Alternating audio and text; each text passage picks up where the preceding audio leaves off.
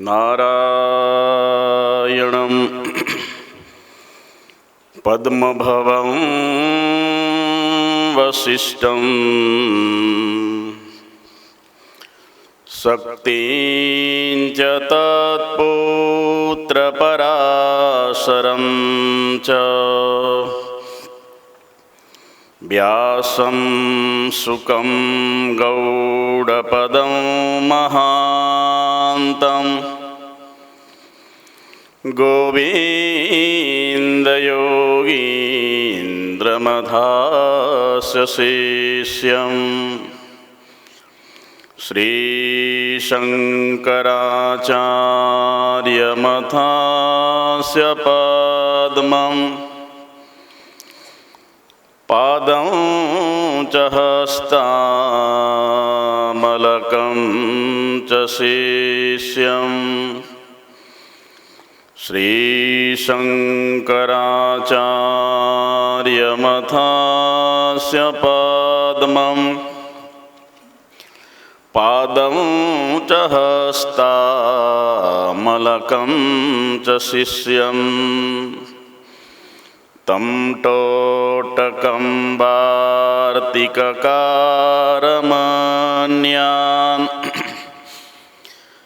अस्मद्गुरुं सन्ततमानतोऽस्मि। सदाशिवसमारम्भां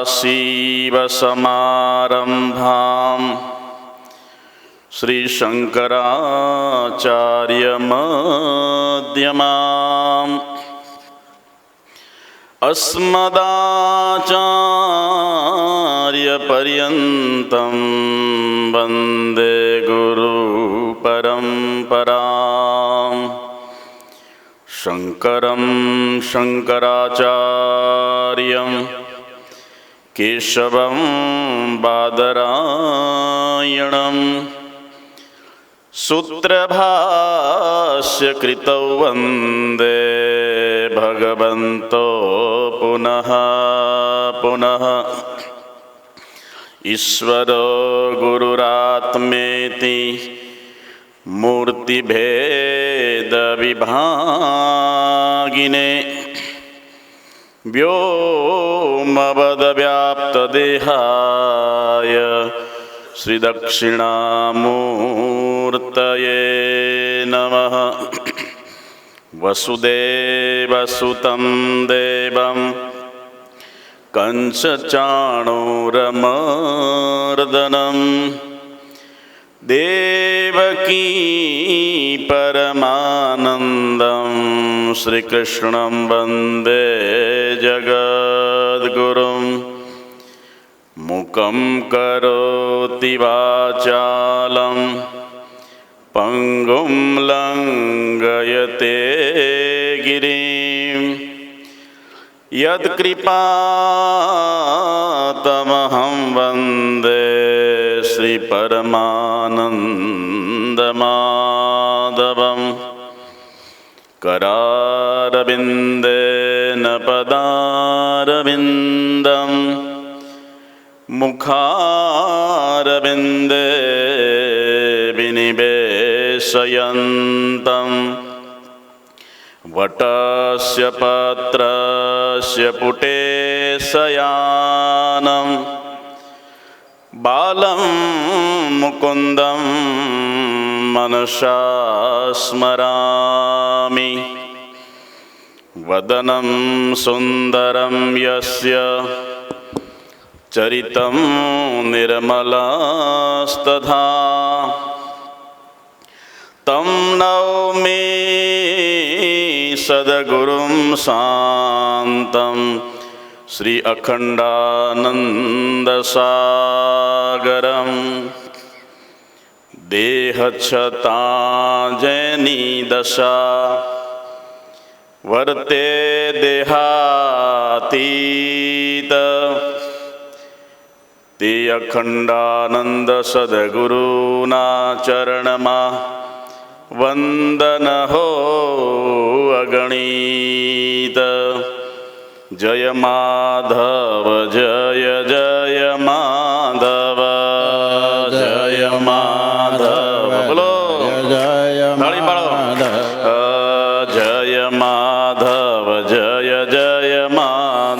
હરે હરે જય માધવ જય જય માધવ જય માધવ જય જય માધવ જય માધવ જય જય માધવ જય માધવ જય જય માધવ જય માધવ જય જય માધવ દયાના સાગર જય માધવ દયાના સાગર જય માધવ કરુણામૂર્તિ જય માધવ કરુણામૂર્તિ જય માધવ જય માધવ જય જય માધવ જય માધવ જય જય માધવ આકરુવાળા જય માધવ વાળા જય માધવ પરચાએ મના અપરંપાર પરસાદ મનાય પરમ પાર ગણતાના વે તેનો પાર ગણતા નાવે નો પાર જય માધવ જય જય માધવ જય માધવ જય જય માધવ આકરુવાળા જય માધવ વાળા જય માધવ સામગરજીના પ્રાણયાધાર સામગરજીના પ્રાણયાધાર જીવામાના જીવન યાધાર જીવામાના જીવન યાધાર જીવામાના જીવન યાધાર જીવામાના જીવન યાધાર વસ્તળી વાળા જય માધવ વસ્તળી વાળા જય માધવ જય માધવ જય જય માધવ જય માધવ જય જય માધવ જય અખંડ જય જય અખંડ જય અખંડ જય જય અખંડ પીપળિયા વાળા જય અખંડ પીપળિયા વાળા જય અખંડ દયાના સાગર જય અખંડ દયાના સાગર જય અખંડ કરુણામૂર્તિ જય અખંડ કરુણામૂર્તિ જય અખંડ કરુણામૂર્તિ જય અખંડ કરુણામૂર્તિ જય અખંડ પરચા એમના અપરંપાર પરચા મનાય પરમ પાર ગણતાના વે તેનો પાર ગણતા નાવે મનો પાર ચાણોદ વાળા જય અખંડ ચાણોદ વાળા જય અખંડ જય માધવ જય જય માધવ જય માધવ જય જય માધવ જય માધવ જય જય માધવ જય માધવ જય જય માધવ જય અખંડ જય જય અખંડ જય અખંડ જય જય અખંડ પરચાય મના અપરંપાર પર જાય મનાય પરમ પાર પાર ગણતા નાવે તેનો પાર ગણતા નાવે નો પાર દયાના સાગર જય માધવ દયાના સાગર જય માધવ કરુણામૂર્તિ જય અખંડ કરુણામૂર્તિ જય અખંડ જય માધવ જય જય માધવ જય માધવ જય જય માધવ જય અખંડ જય જય અખંડ જય અખંડ જય જય અખંડ જય માધવ જય જય માધવ જય માધવ જય જય માધવ માધવ જય માધવ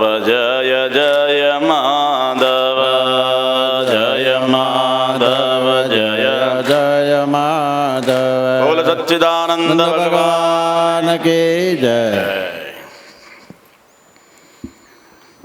ધન્ય ભાગવતી વાર્તા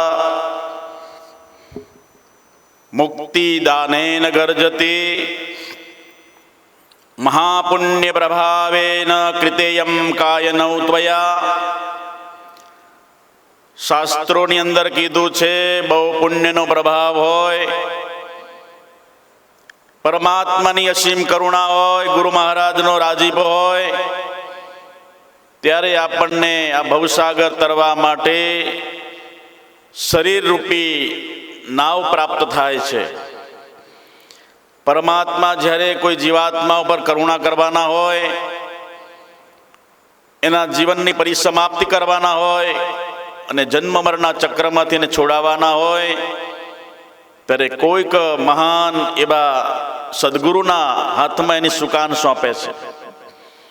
અને મહાજનોએ ન ગતસ્ય પંથા, શાસ્ત્રમાં કીધું કે મહાપુરુષની સેવા માત્રથી મનુષ્યના મોક્ષના દરવાજા ખુલી જાય છે. વિવેક ચૂડામણીની અંદર ભગવાન જગતગુરુ શંકરાચાર્યજી બોલ્યા છે, દુર્લભમ ત્રયમેવૈતત દેવાનુગ્રહ હેતુકમ. દેવતાઓનો જ્યારે અનુગ્રહ થાય છે ત્યારે મનુષ્યને આ ત્રણ વસ્તુની દુર્લભતા એ મનુષ્યને સહેજે સહેજે પ્રાપ્ત થઈ જાય છે. મનુષ્યત્વમ, મુમુક્ષુત્વમ, મહાપુરુષ સંશ્રય. ગીતા, રામાયણ, મહાભારત, વેદો, વેદ વેદાંગાદિ સર્વશાસ્ત્રો બધાની અંદર કીધું કે તદ્વિજ્ઞાનાર્થમ સગુરુ મેવાભિગચ્છેત સમિત પાણી શ્રોત્રિયમ બ્રહ્મનિષ્ઠમ ચ. બધાની ગતિ ગુરુ તરફ હોય છે અને વાસ્તવમાં સદગુરુ ભગવાન જ વાસ્તવના જીવાત્માને ત્રિવિધ તાપોથી સંતપ્ત અનેક જન્મોથી જે એનું ભટકણ છે, અનેક પ્રકારની યોનિઓમાં દુઃખી થતા જીવોનું આલોક અને પરલોકનું કલ્યાણ કરે છે. સમસ્ત રીતે એને મોક્ષ એવા પરમ પુરુષાર્થને પ્રાપ્ત કરાવે છે. ગુરુ કૃપા હિ કેવલમ શિષ્ય પરમ મંગલમ. અને એ જ વાસ્તવમાં મોક્ષમલમ ગુરુ કૃપા. આપણી ઉપર ભગવાનની અનપાયની ભક્તિ છે અને પરમાત્માએ આપણને અધિકારી બનાવીને એવા ગુરુના હાથમાં આપણી સુકાન સોંપી છે.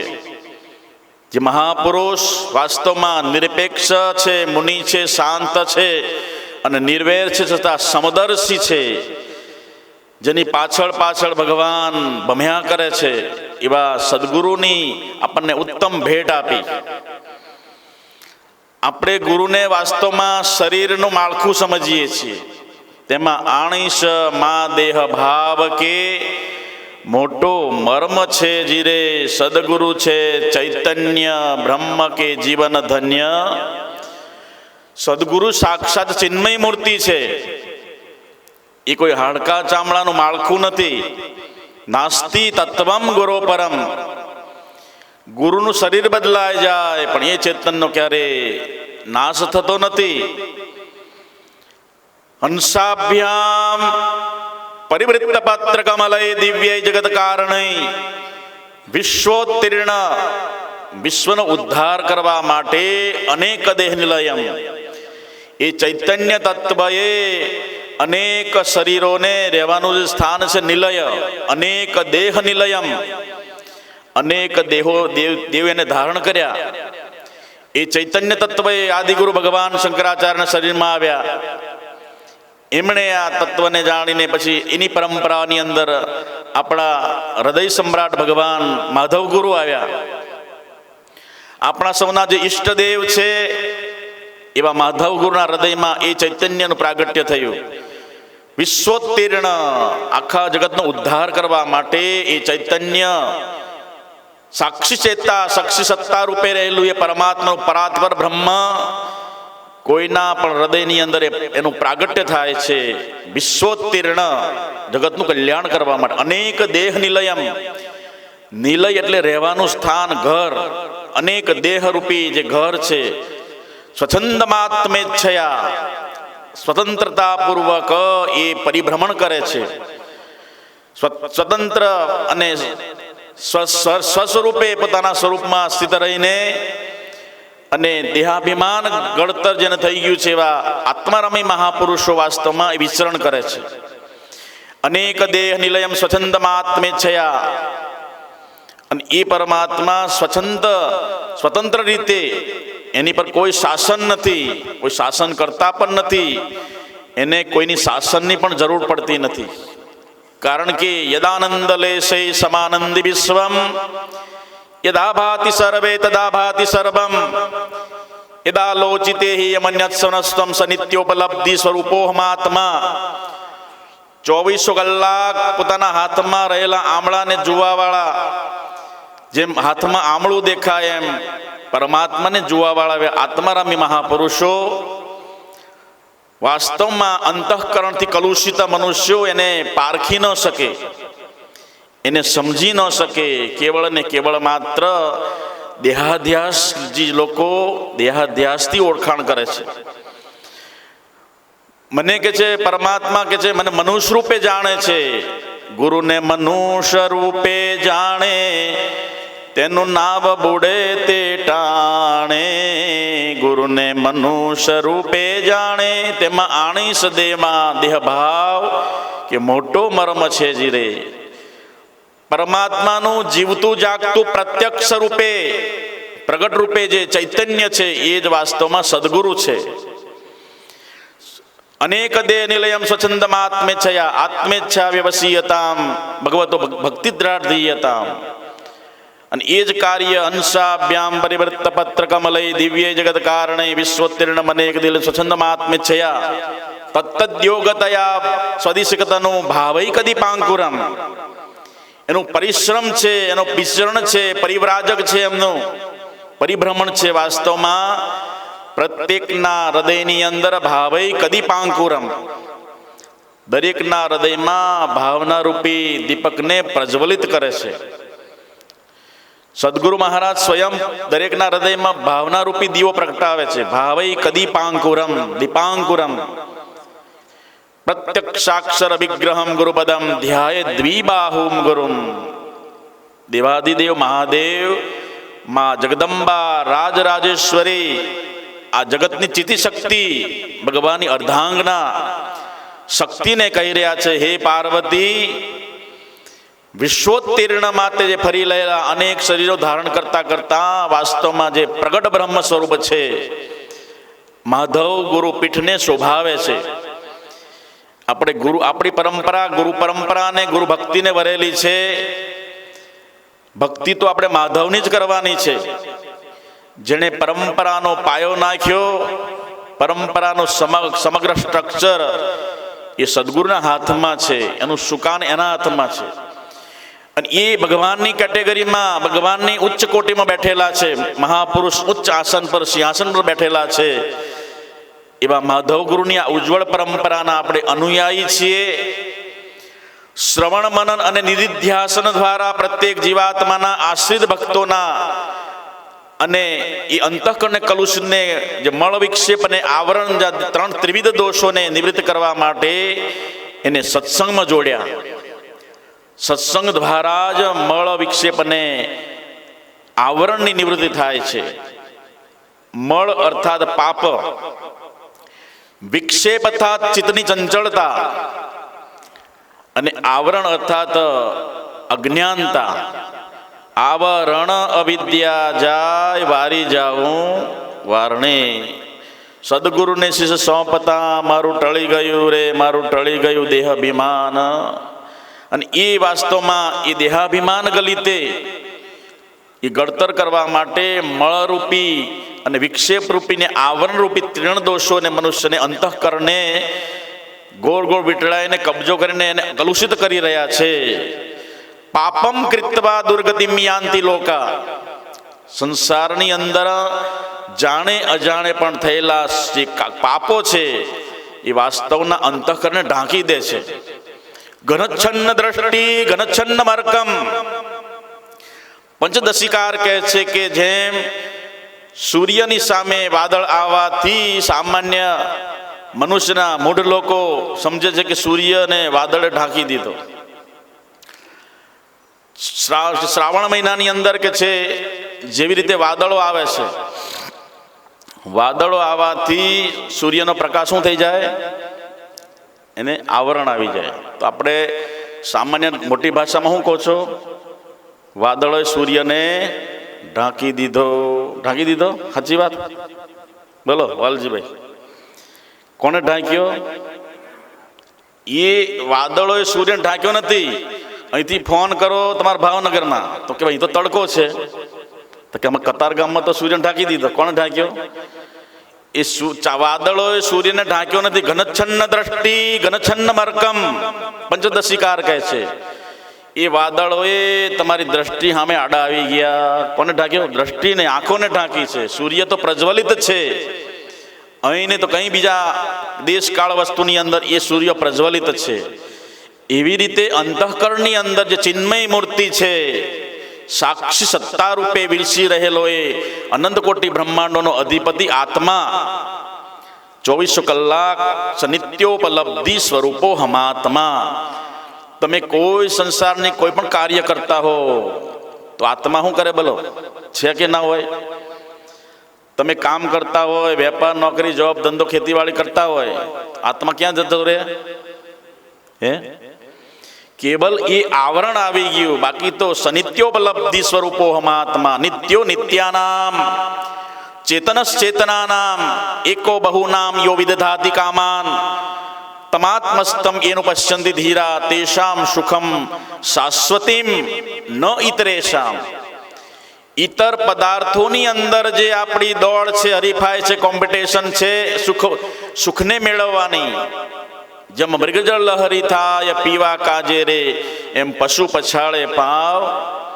એટલા માટે એવી રીતે આપણી જે દોડ છે વાસ્તવમાં એ અંતઃકરણમાં રહેલો શુદ્ધાત્મા તમારો સૌનો પ્રેરક છે.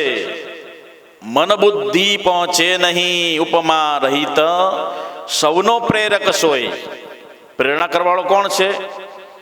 દરેક કાર્યની અંદર જે 5 ભૂતો છે કાર્ય કરી રહ્યા છે, પણ છઠ્ઠો જે પાછળ રહેલો છે વાસ્તવમાં એ જ સૌનો બ્રેકગ્રાઉન્ડમાં મનુષ્યને બળ, બુદ્ધિ, શક્તિ અને સર્વ પ્રકારે શક્તિ અને સ્ફૂર્તિ આપવાવાળો એ પરમાત્મા સદા ને સદા સર્વદા યત્સ્યાત સર્વત્ર સર્વદા 24 કલાક એ પરમાત્માની ડ્યુટી ચાલુ જ છે. આપણે ભલે ખાવા પીવામાં ને પછી ઊંઘવામાં સમય પસાર વ્યતીત થતો હોય, પણ જ્યાં સનિત્યોપલબ્ધિ સ્વરૂપો હમાત્મા, માધવ ગુરુનો આ જ પ્રવાસ ને પ્રયાસ હતો. પરંપરાનું આ સ્ટ્રક્ચર એ જ્ઞાનના પાયામાં ટકેલું છે. અને એ જ પરંપરા અનેક દેહ નિલયમ, અનેક દેહ છોડીને એક શરીરમાંથી જેમ દીવો બીજા દીવાને પ્રગટાવે, એમ કે જે સૂર્યો યથા સર્વ લોકચ ચક્ષુ, જેમ આખા જગતનું જે ચક્ષુ આંખો છે સૂર્ય ભગવાન છે. પણ એ વાસ્તવમાં એને પર આવેલું કોઈ જાતનું એને પાપે નથી લાગતું અને પુણ્ય પણ ન લાગે. દીવા નીચે, લાઇટ નીચે કતલખાનું પણ ચાલે અને ત્યાં ભજન સત્સંગ પણ ચાલે. તો દીવાને, લાઇટને શું છે? સૂર્યને પાપ નહીં અને પુણ્ય નહીં. કેમ? સાક્ષી ચેતા સર્વનું શું છે? એનું કામ શું છે? પ્રકાશ કરવાનું. સૂર્ય સવારમાં ઉગે, આપણે પાણી એને અર્ઘ્ય આપે કે ના આપીએ, પ્રણામ કરીએ કે ના કરીએ, ભગવાન તો એનું સતત વિતરણ કરે છે, પ્રકાશનું વિતરણ કરે, ગરમી આપે, વિટામિન આપે. એટલા માટે એ દેવ છે. અને આપણે દેવ કેમ નથી બનતા? આપણે શું કરીએ છીએ? લીધા જ કરીએ છીએ, કોઈ બાકી જ નહીં. મતલબ કે એ દે કરે છે. દાનાત દેવ દીપનાથ દેવ, દીપન કરે છે. દીપન માને પ્રકાશ કરે છે. 24 કલાક એ વિતરણ કર્યા કરે છે. પ્રકાશની ભેટ આપે, ગરમીની ભેટ આપે અને સતત તમારા શરીરમાં વિટામિન ડીની ભેટ આપ્યા કરે. સૂર્ય દેવતા, ચંદ્રમા દેવતા, વરુણ દેવતા, ઇન્દ્ર દેવતા, બધા જ દેવો દે કરે છે. દાનાત દેવ, દીપનાથ દેવ. એટલા માટે એ દેવ બને છે. અને એ દૈવી સંસ્કૃતિ વાસ્તવમાં ભારતીય સંસ્કૃતિનો એક વારસો છે. અને એ દૈવી સંસ્કૃતિની અંદર સંસ્કૃતિ થોડી છે, વધારેમાં વધારે આસુરી સંપત્તિ છે. એ આસુરી સંપત્તિ આપણા હૃદયરૂપી જે કમળને ચારે બાજુ કબજો કરીને બેઠેલી છે, કામાગ્નિ, ક્રોધાગ્નિ, લોભાગ્નિ અને મોહાગ્નિ. તો વાસ્તવમાં એ અગ્નિની વચ્ચે સુંદર પ્રકાશિત એવો નિત્યમ શુદ્ધમ નિરાભાસમ નિરાકારમ નિરંજનમ નિત્યબોધમ ચિદાનંદમ એવો આત્મા સ્વયં પ્રકાશ છે. એના પ્રકાશ માત્રથી આખું જગત પ્રકાશિત થઈ રહ્યું છે. ઘરની અંદર અંધારામાં પ્રગટાવેલો દીવો એ કે એક ખૂણાને પ્રકાશની ભેટ આપીને પ્રજ્વલિત કરી દે છે. આખો ખૂણે ખૂણો ઘરનો બધો પ્રકાશથી ભરાઈ જાય છે. એવી રીતે આ સંસારની અંદર સૂર્યો યથા સર્વલોકશ ચક્ષુ, આ જગતનું એક પરમાત્માના બે નેત્રો છે. ભગવાને 11મા અધ્યાયમાં કીધું શશી સૂર્યયો મમ નેત્ર. ભગવાને કે સૂર્ય અને ચંદ્ર બે મારા નેત્રો છે. ત્રીજું નેત્ર પ્રત્યેક પ્રાણીના હૃદયમાં રહેલું છે. અહમ વૈશ્વાનરો ભૂત્વા. બે અગ્નિ તો બહાર દેખાય છે, ત્રીજું અગ્નિ ક્યાં છે? 15મો અધ્યાય ખોલો, ખૂણે કાચરે માળિયા પર ગીતા પડી ને ખોલજો, ઘરે જઈને ધૂળ ખંખેરજો. એમાં 15મો અધ્યાય કાઢજો. ભગવાનનું જગત જીવ અને જગદીશ્વરનું વર્ણન છે. અંદર વગર પૂછે ભગવાને ઉપદેશ આપવા લાગી ગયા. શ્રી ભગવાન ઉવાચ ઊર્ધ્વ મૂલ મદશાખ અશ્વત્થમ પ્રાહુરવ્યયમ છંદાંસી યસ્ય પર્ણાની યસ્તમ વેદ સ વેદવિત. એની અંદર કીધું કે અહમ વૈશ્વાનરો ભૂત્વા પ્રાણીનામ દેહમાશ્રિત પ્રાણાપાન સમાયુક્ત પચામી અન્નમ ચતુર્વિધમ. એ ત્રીજી અગ્નિ છે સૂર્ય ચંદ્ર અને અગ્નિ. ત્રીજી અગ્નિ છે જઠરાગ્નિ. એ તમારા ખાધેલા 4 પ્રકારના અન્નને પોષણ કરીને એને પકવીને કે જે પચાવી દે છે. 4 પ્રકારના અન્ન કયા? તમે 4 પ્રકારની વસ્તુઓ ખાઓ છો. એક તો પાણીપુરી પીવો છો, એક પાઉંભાજી ખાઓ છો, પછી ઢોસા ખાઓ છો, ચોથું કયું? લોચો. અમે કાલ રસ્તામાં લોચા ખાતા હતા, બધા અઠવા લઈને જતા હતા ને, તો કે કોઈ ભાઈ કહેતા લોચાની દુકાન આવ્યા. એટલી બધી ભીડ જામી હતી, બધાનો અઠવાડો હોય ને ભેગો કરીને લોચો કહેવાય. શું કહેવાય? દુનિયાની બધાના આખા ડીશોને અઠવાડો ભેગો કરી અને જે લોચો બનાવે એનું નામ એ હોંશે ખાઈએ છીએ આપણે, છાતી ફોલીને કે મેં લોચો ખાધો છે. અને મતલબ કે એ 4 અન્ન નહીં, 4 અન્નો શાસ્ત્રમાં બતાવ્યા કે જે એક વસ્તુ તો તમે ચાવવાની હોય. શું હોય? ચાવવાની. કઠણ પદાર્થોને ચાવવાના, ચણા વટાણા આદિ કઠણ પદાર્થો એ અગ્નિ ઉપર મૂકો તપેલી, એમાં મૂકો પાણી, અને એ પદાર્થોને ગલન કરી નાખે. શું કરે? ઓગાળી નાખે. અગ્નિમાં તાકાત છે. કોઈ વસ્તુ ઠંડા પાણી ફ્રીજમાંથી ઠંડુ પાણી કાઢી નાખો અંદર, ના ઓગળે. હું જોવે એને અગ્નિ જોવે. એ અગ્નિ એ કઠણમાં કઠણ પદાર્થોને એકદમ મુલાયમ ને સ્નિગ્ધ બનાવી દે. જો ચાવવાના પદાર્થો, પછી પીવાના પદાર્થો લિક્વિડ, દૂધ અને પાણી આદિ જે લિક્વિડ પદાર્થો છે, તમે જે કંઈ પીતા હોય તો બધું ખબર નહીં, ઘણું પીવાનું તો પીવાઈ જાય. ત્યારે પૈસાવાળાના ઘરમાં બીજું કંઈક પીવાતું હોય. ગંગાજળ કયું? હરિદ્વારનું ને પછી દ્વારકાનું, એનું 4 ધામનું, બદ્રીનાથનું, ગંગોત્રીનું જળ પીવાતું છે. કઈ પીવાતું છે? એક ગંગાજળ પીવાથી 71 પેઢીને તારી દે છે, અને એક બીજું ગંગાજળ છે એ 71 પેઢીને ડૂબાડે છે. એ ગંગાજળ તમને ખબર છે, પીવાય છે. તાર બહુ ચારે બાજુ સંસ્કૃતિની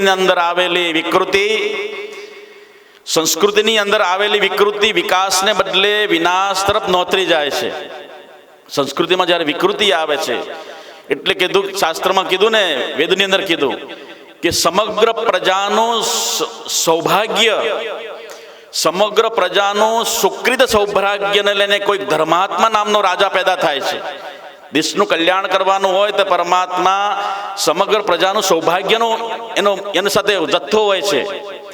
સમગ્ર પ્રજાનું સૌભાગ્ય જ્યારે ભેગું થાય તો દેશની અંદર કોઈ ધર્માત્મા રાજા પેદા થાય, અને સમગ્ર પ્રજાનું કોઈ દુર્ભાગ્ય હોય ત્યારે કોઈ ધર્મ નિરપેક્ષ રાજા પેદા થાય. અત્યારે કયો રાજા બધા? બોલો, વાસ્તવમાં કેટલા વર્ષ ધર્મ નિરપેક્ષતા, ધર્મને તો લીલામ કરી દીધો, ધર્મ નિરપેક્ષતાનો નારો જગાયો. તો દુરાત્મા સૌભાગ્ય હોય ત્યારે, સુકૃત સૌભાગ્ય હોય ત્યારે ધર્માત્મા થાય, અને દુષ્કૃત દુર્ભાગ્ય હોય ત્યારે દુશાસનને, દુર્યોધન જેવો દુરાચારી રાજા પેદા થાય છે, જે આતંકવાદીઓને, ઉગ્રવાદીઓને પોષણ આપે અને આખા સમગ્ર પ્રજાને હેરાન પરેશાન કરી મૂકે એવા દુરાત્મા તો આપણી અંદર રહેલું છે. જન સેવા એ પ્રભુ સેવા, સંઘે શક્તિ કલયુગે. કળયુગની અંદર સંગઠન બળ, સહકાર બળ અને સંપ સહયોગ ને સહકાર સંગઠન, એ જો યુનિટી હોય તો વાસ્તવમાં એ સંઘે શક્તિ કલયુગે, એક પ્રકારની યુનિટી. વાસ્તવમાં એ સમગ્ર પ્રજાને સૌભાગ્ય હતું ત્યારે કોઈ રાજા પેદા થાય છે. તો એ પ્રમાણે વાસ્તવમાં સંસારની અંદર સંસ્કૃતિમાં જ્યારે વિકૃતિ આવે ત્યારે વિકાસને બદલે મનુષ્ય ધીરે ધીરે પોતાના હાથે જ તસ્ય આત્મહા, પોતે પોતાનો આત્મહત્યારો છે. કારણ કે પોતે પોતાના સ્વરૂપને જાણતો નથી અને દુષ્કર્મોની અંદર પ્રવૃત્તિ કરે છે. એટલા માટે એ સંસ્કૃતિને બદલે વિકૃતિ આવી જાય છે.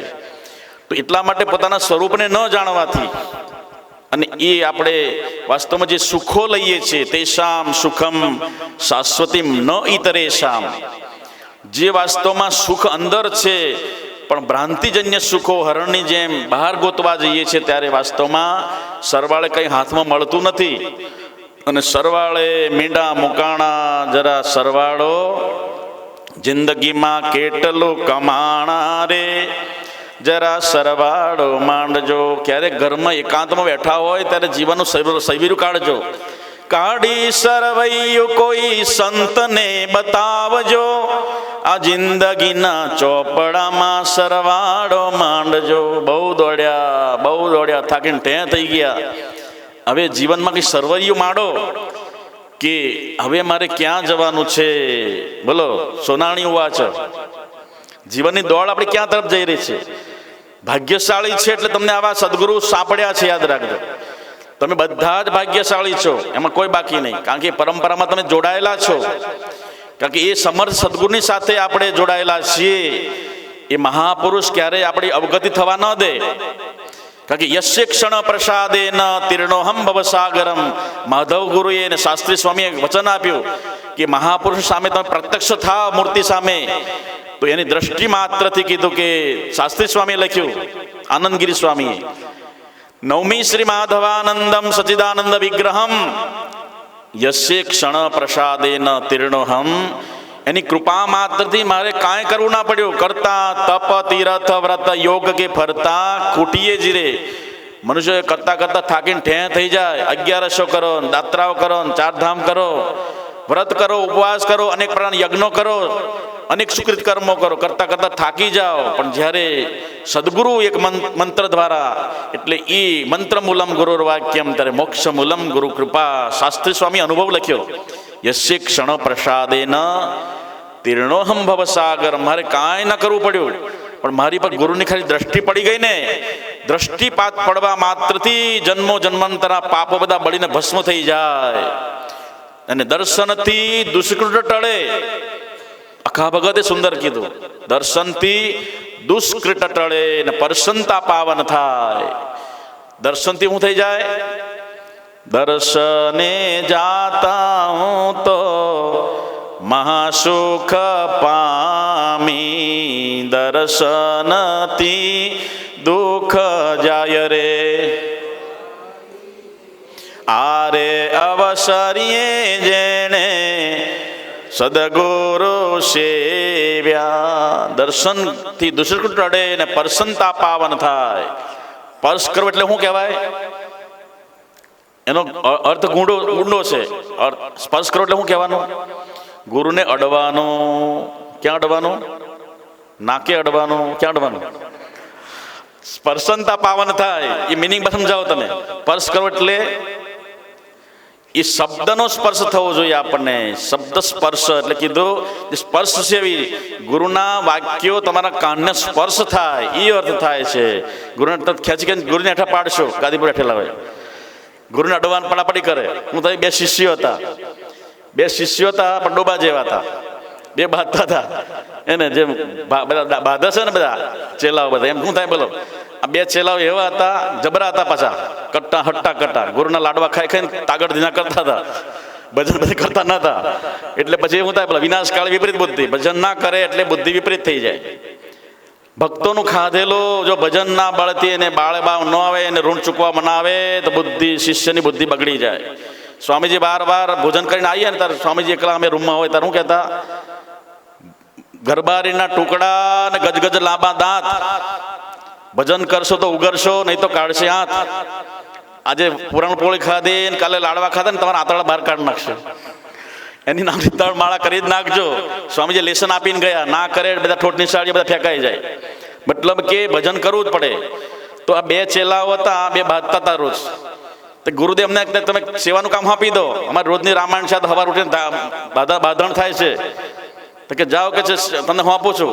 તો કે ગુરુદેવ બધું કામ તો હું આપ્યું, હવે તમારી સેવાનો પ્રોબ્લેમ છે. હવે તો કે તમે એક એક પગ આપી દો. હું કીધું તો કે તારે આ પગની સેવા કરવાની અને તારે આ પગની સેવા કરવાની. હવે બન્યું એક દિવસ એવું કે ઓલો ચેલો કંઈક બહાર ગયો હતો નદી કિનારે નાવા, અને આ ઘરમાં આશ્રમમાં ખાલી આ એકલો ચેલો હતો. અને ગુરુ બરાબર બિચારા થાકી ગયેલા ફરી વોકિંગ કરીને. અરે ગુરુએ પગમાં આંટી પાડીને સૂતેલા. શું કર્યું, પગ ઉપર પગ ચડીને સૂતેલા લાંબા પગ કરીને. તમે હું છે ને એમ. ઓલો ચેલો જોઈ ગયો, આવ્યો ને, આની શું મજાલ છે, મારા પગને અડે. આ બીજા ચેલાનો પગ કેમ અડે, પગ કોનો હતો, ગુરુ. આની શું મજાલ છે કે મારા પગને અડી ગયો. એને ગુરુ ના જોયા, પગને જોયા. ગુરુ આપી છે ને સેવા અમને. અને મોટો પાણો ઉપાડ્યો. હું કર્યો અને ક્યાં નાખ્યો, ગુરુનો ટાગો ભાગી નાખ્યો. ઓય બાપરે, ઓય બાપરે, બિછાના મને હુઈ રહ્યો, બોલશો નહીં. આ મારા પગની સેવા કરું છું, મારા પગને અડીશ કેમ. આ બરોબર કે જે પથ્થરો મારી ને કોઈને ગુરુને તરફડતા મૂકી આ ચેલો બીજે કામે લાગી ગયો. હવે પછી બીજો ચેલો આવ્યો. હું કરી બોલો, એને શું કર્યું તો કે આ દશા કોણે કરી. ગુરુ કે છે અલા મૂર્ખાઓ, આ તારો જો ગુરુભાઈ હતો ને એ કે છે આ પગને તોડીને જતો રહ્યો. તો કે એની એટલી મજાલ. હું કઈ ગયા મેં હવા શેર ઊંટ ખાધી છે. ગુરુદેવ હું જેવતો નથી, હું પણ તમારો પરમ શિષ્ય છું, પટ શિષ્ય છું. અને ઓલા ઉઠાવી પાણ્યો પાછો. શું કર્યું, ગુરુના દેવ ટાગા ભાગી નાખ્યા. તો આવી સેવા ના હોય. મતલબ કે એટલા માટે એ ગુરુ કૃપા હિ કેવલમ શિષ્ય મંગલમ. તો ગુરુને અડવા જશો ને ગુરુને ગાદીપતિ હેઠળ ખેંચી નાખશો. કેમ કે ગુરુદેવ કીધું ને કે પ્રસન્નતા પાવન થાય. આખા ભગવતે કીધું કે અમે એવું કરવા જઈએ છીએ, એવું ન કરતા મહેરબાની કરીને. એટલે કે પ્રસન્નતા એટલે સ્પર્શ કરવાનો છે ગુરુના વાક્યનો. મંત્ર મૂલમ ગુરુર વાક્યમ. જે ગુરુના વાક્યો છે મંત્ર સમાન છે, એ મંત્રનો સ્પર્શ કરવાનો છે, આપણે હૃદય તરફ પહોંચાડવાનો છે. કના દ્વારા, નાક થઈને દ્વારા. કેના દ્વારા, કાનની અંદર. કાલે કીધું ને કાન જ ભગવાન કે છે, કીધું ને અર્જુને કીધું મને મન આપી દે, બુદ્ધિ આપી દે, મય્યવ મન આધસ્વ મય બુદ્ધિમ નિવેશય. પણ ભગવાન કે કાંઈ તમારું, અર્જુને કીધું કે મારું મન તો બીજાને વેચાઈ ગયેલું છે સમાજમાં બધાને. બુદ્ધિ પણ બધા ઇન્વેસ્ટમેન્ટ કરવા લાગી છે બુદ્ધિ વ્યાપારની અંદર. અને ત્યાં પણ ભાવતાલ શેર બજારના ભાવમાં લાગી ગઈ છે. એમાં કયો શેર વધારે પાકેનો બધા પૈસા રોકાણ કરવું, શેર કયો વધારે, શેર સટ્ટામાં લાગી ગયેલી છે. ચિત્ત મારું ચંચળમાં ભમ્યા કરે, ત્યારે ચંચળતામાં છે. અહંકાર તો એ ઊભો છે. તો ભગવાન કે કાંઈ તારો હાથ આપી દે, તારો પગ આપી દે, તારો હાથ મારી સેવામાં લાગી જાય, પગ તમારો ભગવાનના મંદિર તરફ જતો જાય, બધી ઇન્દ્રિયો આપી દે. છેલ્લે ભગવાન કે તારો કાન આપી દે. તો કે હા, આ કાન દ્વારા જ કલ્યાણ થાય. કે કથા ક્યાંથી સાંભળો તમે, નાક દ્વારા. કાન એ સુંદર કે છે. તો ભગવાનના, પ્રભુના, હરિના કથાનો જે રસ છે, શુભગશ્રવસે. ભગવાન વેદવ્યાસજીએ પોતાની અમૃત ઝરતી કલમ દ્વારા લખ્યું કે શુભશ્રવસે. એ શ્રવણ વ્યક્તિ દ્વારા ભગવાને નવધા ભક્તિમાં શ્રવણ ભક્તિ બતાવી. પ્રથમ ભગતિ કર સંતન સંગા, દુસરી ભગતિ મમ કથા પ્રસંગા. શ્રવણમ કીર્તનમ વિષ્ણુ અર્ચનમ પાદ સેવનમ, અર્ચનમ વંદનમ દાખ્યમ સખ્યમ આત્મનિવેદનમ. ભગવાનની અનપાયની ભક્તિ, ભગવાનનો રાજીપો પ્રાપ્ત કરવા માટે આ 9 પ્રકારના સાધનો બતાવ્યા. સબરી માતાને સબરી માતા 13 વર્ષની હતી. સાંભળજો, સબરી 13 વર્ષની બાલિકા હતી. ભીલકુળની એ સુંદરી બાળકી, એના પિતાએ નાનપણમાં બાળ લગ્ન માટે એને એંગેજમેન્ટ કર્યું અને એને બાળકીના લગ્નમાં 2000 જેટલા બકરાને લાયા. શું કરવા? વરઘોડો કઢવા. શું કરવા લાયા? ભીલ હતા, માંસાહારી લોકો. તમોગુણ અને રજોગુણ આ મિશ્રિત આ પ્રજાતિ. એકલી એ નહીં, આપણે જે ખાતા તો આપણે અંદર ઘટાડવાનું છે. આપણે સમાજની અંદર જે દૂષણ આવેલું છે, ખાવા ખાવાનું અને પીવાનું. તમે કહો ખાવા પીવાનું બધા ખાવું જ પડે ને, ખાધા વગર કેમ જીવાય? પણ એ નહીં વાત, અંદર સિક્રેટ વાત અંદર ગોતજો, અંદર ડૂબકી મારીને. માહી પડ્યા તે મા સુખ માણે અને તમારા જે બેઠા બેઠા દેખનારા દાજેજો ને. મતલબ કે એ સમાજની અંદર જે આવેલું દૂષણ છે ખાવા પીવાનું, એ સંસ્કૃતિની અંદર વિકૃતિ વાસ્તવમાં પોતે જ પોતાનું વિનાશ તરફ મનુષ્ય જઈ રહ્યો છે. જેમ આગની અંદર પતંગી હોમાવા માટે જાય છે, એમ જીવાત્મા પણ પોતાનું પતન પોતે નોતરી રહ્યો છે, એને દેખાતું નથી. તો સબરી આ બધું જોવા લાગી. અરે, એને પૂછ્યું, આ બધા બકરા કેમ લાયા? તો કે બેટા, તારે કાલે જાન આવવાની છે અને આ બધા બકરાને મારીને એનો ભોજ બનાવવાનો છે. અરે, આટલી બધી પશુઓની હિંસા કરશે? તો કે હા, મોટા મોટા જાનૈયા આવશે ને એનો ભોજ બનાવશે અને એ જાનૈયાઓને રાજી રાખવા માટે તારા પિતાએ 2000 બકરાને વાડામાં પૂર્યા છે. બરોબર રાતના 12 વાગ્યા. અનપાયની ભક્તિ જેના હૃદયમાં પ્રગટ થવા મળે, પરમાત્મા જેનું કલ્યાણ કરવાના હોય ત્યારે હૃદયમાં કોઈ સ્ફુરણા આપે છે, એને વિચારો સારો આવે. એટલે એ જ્ઞાનની 7 ભૂમિકાની અંદર પ્રથમ ભૂમિકા છે. કઈ ભૂમિકા? શુભેચ્છા. કે છે પહેલું ભૂમિકા નામ શુભેચ્છા, તેનું લક્ષણ સંસાર સગળો અસત્ય ભાષે, સદગુરુ સાથે સ્નેહ જોને. પહેલી ભૂમિ નામ શુભેચ્છા. હૃદયમાં શુભ ઈચ્છાનો ઉદય થયો. રાતના 12 વાગે હોતી નથી નાની 13 વર્ષની બાળકી, ઉઠીને ભાગી જંગલ તરફ. દોડી મને આવું પાપાચર્મ કરીને મારે જીવન જીવવું નથી. એટલે 13 વર્ષની બાળકી ભાગીને પંપા સરોવરના કિનારે પહોંચી ગઈ. પરંતુ જાતની ભીલ હોવાથી, અછૂત હોવાથી કોઈ મને શું કહેશે, મને કોઈ અડશે નહીં, એટલે ગુપ્ત વેશે મૂક સેવા કરવા લાગી ગઈ. ઋષિ મુનિઓ રાત્રે હોઈ જાય ત્યારે સવારે 4 વાગે સૌથી પહેલા ઋષિ મુનિઓ જ્યારે નાહવા જાય, મતંગાદી ઋષિઓ, વશિષ્ઠાદી ઋષિઓ બધા આશ્રમોની, તો આખા આશ્રમ બધાને વાળી જોડી સાફ કરી નાખે, પાણી છાંટી દે અને એ કચરો લઈને પછી આખો આશ્રમ સાફ કરી દે. ઋષિ મુનિઓ પાછા આવીને જ્યારે સંધ્યા બંધન કરવા લાગે, ધ્યાન આદિ, ત્યારે જંગલમાંથી પુષ્પો વીણીને ત્યાં ઢગલી મૂકી જાય, એના બારણામાં અંદર સુંદર સુંદર ફળો મૂકી જાય. આ સેવા કરતા કરતા સબરીમાને 40 વર્ષનું કે 40 વટાવી દીધી. મતંગ ઋષિને થયું કે અરે, મારા શું કોઈ નોકર ચાકર નથી, તો આ બધું સેવા મોગ ભાવે સેવા કોણ કરે છે? રોજ અમે જઈએ તો આશ્રમ વાળેલો હોય છે, કચરામાંથી સફાઈ કરેલું હોય, પાણી છાંટેલું હોય, ફૂલો મૂકેલા સુંદર સુંદર પૂજા માટે, ફળો મૂકેલા છે, પાણી ભરી દે છે. આ કરે છે કોણ? એક દિવસ મતંગ ઋષિ જાણી જોઈને નાહવા ન ગયા. બધા ઋષિઓ પંપા સરોવર કિનારે નાહવા ગયા. મતંગ ઋષિ હંતાઈને ઊભા હતા. બરોબર સબરી ત્યાંથી નીકળી હાવણો લઈને અને વાળવા ઝૂળવા લાગી. ભગવાન મતંગ ઋષિ પગમાં જે પાદુકા પહેરી, કટ ખટ ખટ અવાજ આવ્યો. અવાજ આવતીને સાને એને કે અવાજ ક્યાંથી? આ સબરીના કાન ઊંચા થઈ ગયા. લખેને મને કોઈ જોઈ જાય, મને મારે, હું અછૂત છું. કારણ કે પહેલાનો જમાનો આભડછેટ નો હતો, કોઈને સ્પર્શ નહીં કરવાનો. પડછાયો પડી જાય તોય શું થઈ જાય? નાહવું પડે.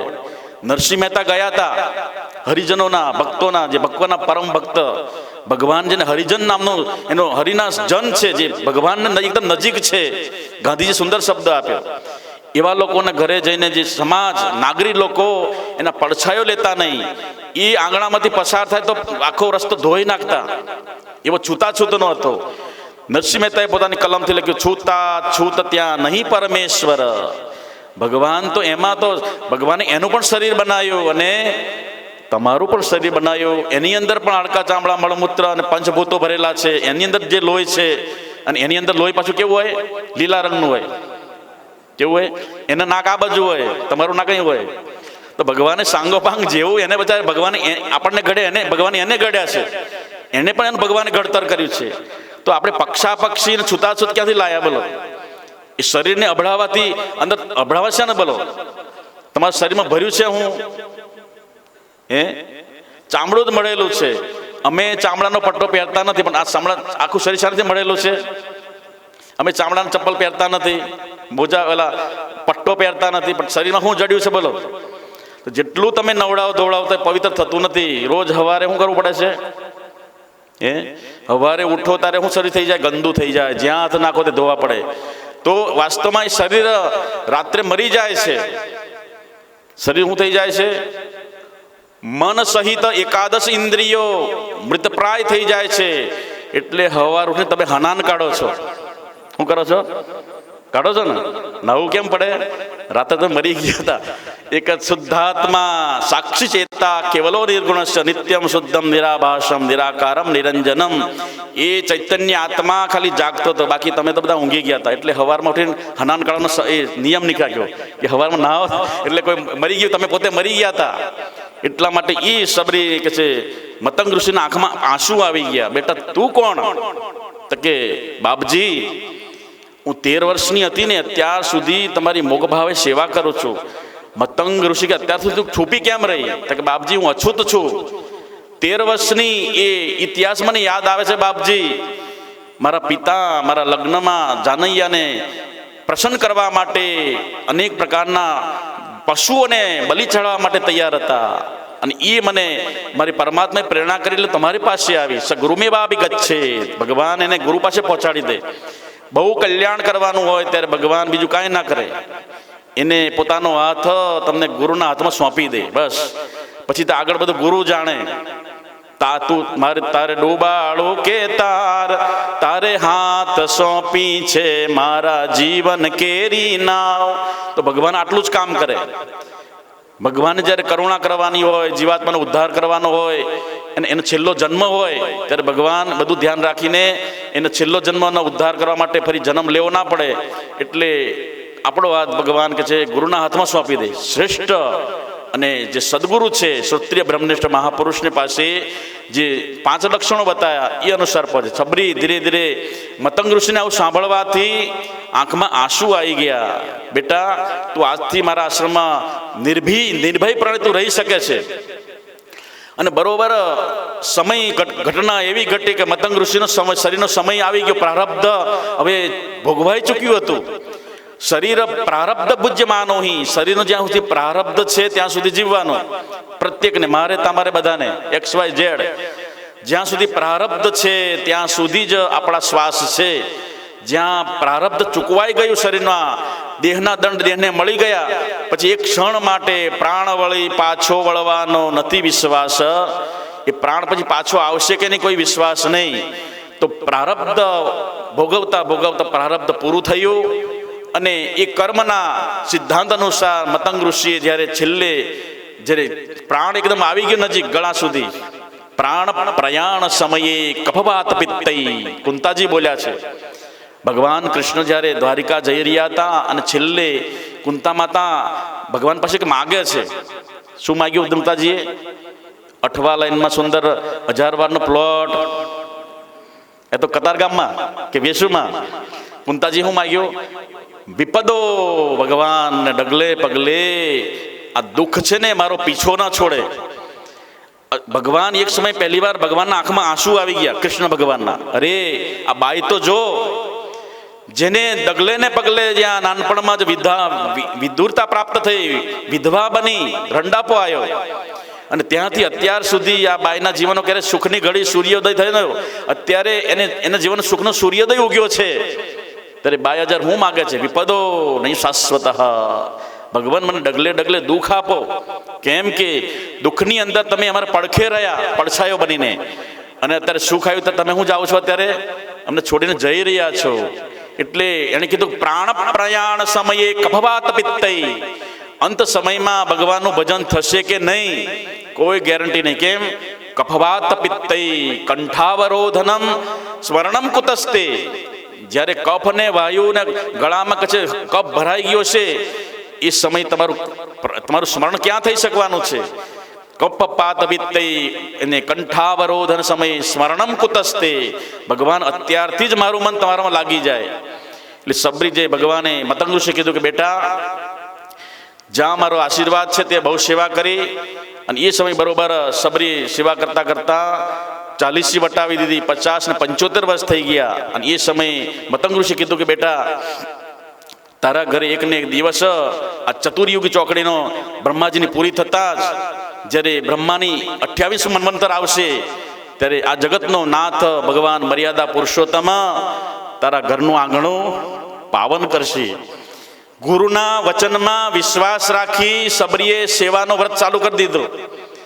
જે કોઈ આને પાણી પાવાનું, જે આને ભોજન બનાવીને ખવડાવવાનું, અને રોજ 2 આસનો પાથરે, એક રામનું અને એક લક્ષ્મણનું. ઋષિઓ બધા આવીને કે અરે સબરી તું પાગલ થઈ ગઈ છે? કે ના મહારાજ, મારા ગુરુએ મને વચન આપ્યું છે તારા ઘરે ભગવાન રામ આવશે. અરે પગલી થઈ ગઈ તું, 70 ને 80 વર્ષ 60 તારી બુદ્ધિ સાથે બુદ્ધિ નાઠી ગઈ તારી. કોઈ દિવસ આટલા મોટા અગસ્ત્ય જેવા મહાપુરુષ આ જંગલમાં બિરાજમાન છે, તપસ્યા કરી છે ભગવાનના દર્શન કરવા માટે, છતાં પણ ભગવાનના દર્શન હજી થયા નથી લોકોને, ઋષિ મુનિઓને. અને તારા સામાન્ય તારા ગુરુને કહેવાથી દ્વારા ભગવાન તારા ઘરે આવશે. તો કે હા, જેને ગુરુ વચન વિશ્વાસ તેને ન રહે જમનો, ભગવાન જરૂર આવશે. અને કહેવાય છે કે જ્યારે ભગવાને એ રાક્ષસ સંહાર કરીને ભગવાને દિશા બદલી દીધી, અને એ દિશા બદલીને સીધા હળહળાટ કરતા ભગવાન ઋષિ મુનિઓએ આશ્રમો શણગાર્યા હતા. ભગવાન રામચંદ્રજી આ રસ્તામાં આવી રહ્યા છે, ફૂલો બિછાયા હતા, શણગાર્યા હતા આશ્રમોની અંદર. પણ દુર્યોધન કો મેવા ત્યાગી શાગ વિદુર ઘેર ભાજી. દુર્યોધનના મેવા ત્યાગીને ભગવાન ક્યાં ગયા? એટલે ભગવાન ભાવનો ભૂખ્યો હતો. કઈ બાજુ એની ભક્તિની પ્રબલતા, જ્યાં ભક્તિની પરાકાષ્ઠા, જ્યાં એકદમ ઊંચા આસમાને જ્યાં દેખાઈ રહી હતી, એ ભક્તિની આ સબરીની ભક્તિની પરાકાષ્ઠા અને ગુરુ વચનમાં વિશ્વાસ હતો. દેહમ વા પાતયેત કાર્યમ વા સાધયેત. દેહ ભલે પડી જાય પણ મારા ગુરુના વચનમાં મારે ચૂક થવું નથી. દેહ ભલે પડી જતો એ ન્યાય ભગવાન સ્વયં એના ભક્તિના પ્રબળતાથી, એના ભાવનાની પ્રબળતાથી, અને શ્રદ્ધા અને વિશ્વાસના પ્રબળતાથી ભગવાને ઋષિ મુનિઓ તરફ જવાનો રસ્તો બદલી અને પંપા તરફ વળી ગયા ભગવાન. અને પંપા સરોવરને તીર સબરીની ઝૂંપડી, સબરી માતાને પાછળ ગયા. અને એ સમયે રોજ આખા રસ્તામાં ફૂલો બિછાવી દે. આજે મારો રામ આવશે. વિચાર કરો કેટલી બધી ધીરજ. અને ઘડીકમાં આપણે તો અહીં 2 મિનિટ થઈ જાય તો ઊંચા નીચા થઈ જાય આપણે. ધીરજ ધરને અધે અધીરા ઈશ્વર દેશે અન્ન જોને. પરમાત્મા તમારી ધીરજને જોવે. ધૃતિક સમાદમોસ્તેય શૌચ ઇન્દ્રિય નિગ્રહ. ધર્મનું પ્રથમ લક્ષણ છે ધીરજ રાખો. પરમાત્મા આવશે ને આવશે જ. એક દિવસ કભી તો દીન દયાલ કો ભનક પડેગી કાન. થોડા માટે આપણે ભાંગી પડીએ છીએ. થોડા સ્વાર્થને, આપણો સ્વાર્થ સિદ્ધ થતો નથી તો આપણે શરીરનું પણ બલિદાન દેવા માટે તૈયાર થઈ ગયા છે. ધીરજ રાખો. ધૃતિક સમાદમોસ્તેય. એટલે સબરીએ ધીરજ રાખી. 45 વર્ષની તેને જે 50-75 પહોંચી ગઈ. અને એ સમય ભગવાન એનો ભક્તિનું આંદોલન, ભક્તિની પરાકાષ્ઠા ત્યાં ધીરે એકદમ ફળ દેવા માટે તત્પર થઈ. અને સ્વયં ભગવાન આવીને ઊભા રહી ગયા. સબલી ફૂલ બિછાવતી હતી, એને ભાન નતું કે કોણ આવીને ઊભું છે, કોના ચરણોમાં ફૂલ બિછાવી રહી છે. બંને ચરણો ત્યાં ઊભા હતા અને ભગવાન મંદ હસી રહ્યા હતા. ભગવાન રાઘવ ત્યારે સબલી કે આઘારો, આ ફૂલ પર તમારા ચાલવાનો અધિકાર નથી, આના પર તો મારો રાઘવ પગ મૂકશે, એટલા માટે તમે આગા જાઓ. સબરી જ્યાં હટાવવા લાગી. માં જુઓ તો ખરા કોણ છે. સબરીએ 75 વર્ષની દુબળી અને ઊંડી ઉતરી ગયેલી આંખો દ્વારા જોયું.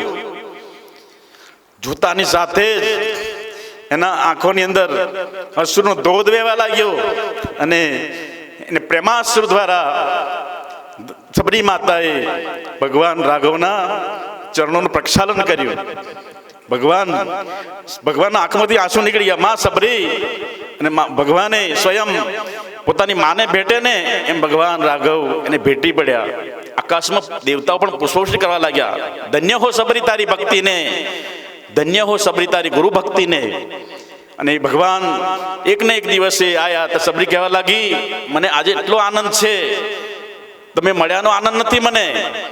શેનો આનંદ? તો મારા ગુરુએ જે વચન આપ્યું હતું એ આજ ફળીભૂત થયું. એટલા માટે એ ભગવાન તમારા કરતા મારા ગુરુ મહાન છે. ગુરુએ મને જ્યારે સમાધિ લેતા કહેતું કે બેટા આ મારા જે અજ્ઞાની વેદીને તું ચાલુ રાખજે, અને એક દિવસ રાઘવ તારે આંગણે આવીને ઊભા રહેશે. એટલે ભગવાન ધન્ય બની ગઈ.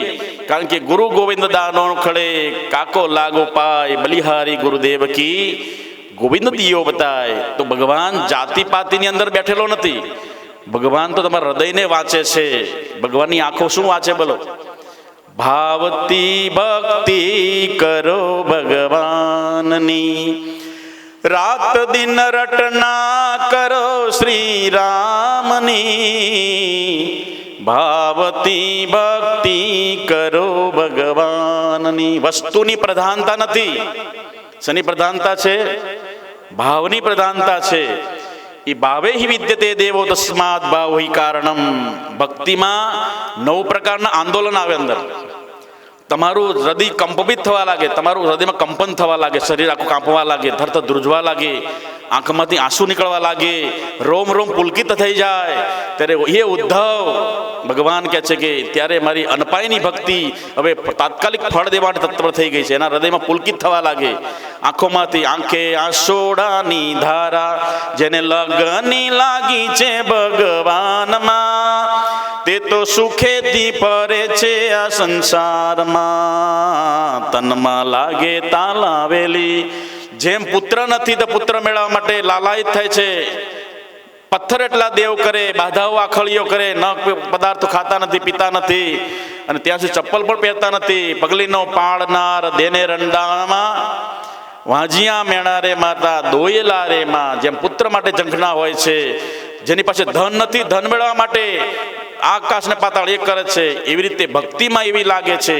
એને ભક્તિ એવી રે ભાઈ એવી, તરસ્યાને પાણી રે જેવી. ત્યારે ભગવાન ત્યાં પ્રગટ થાય છે. પ્રેમ છે પ્રગટ હોય હમજાના, દુર્યોધન કો મેવા ત્યાગ. વસ્તુની પ્રધાનતા નહીં, ભાવનાની પ્રધાનતા છે. વસ્તુ ગમે તે હોય, પણ દુર્યોધન જેવો ભાવ ન હતો તો એને અભાવ હતો.